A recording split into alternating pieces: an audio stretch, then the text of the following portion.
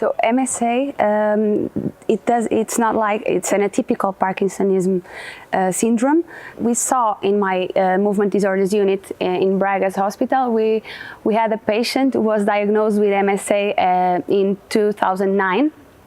And he had plenty of symptoms, of these autonomic symptoms.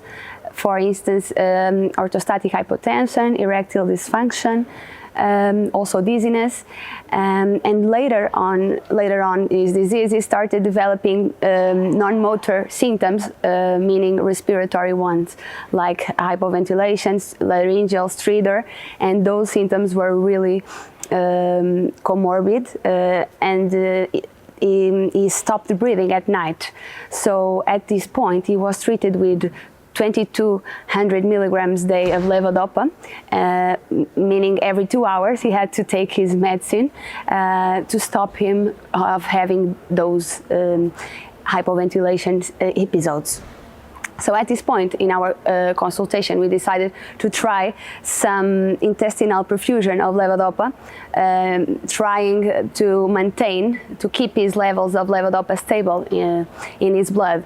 And it actually was supposed to be a palliative measure, but it treated all of those episodes at the point that they disappear completely, and he started having much more quality of life. Also, these autonomic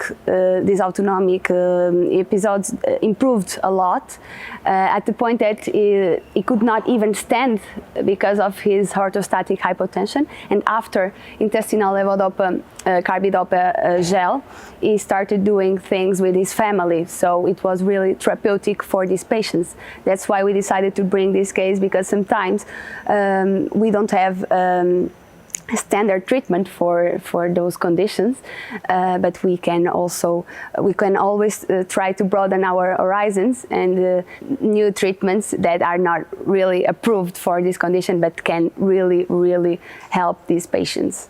There are a few cases reported in literature that I could review.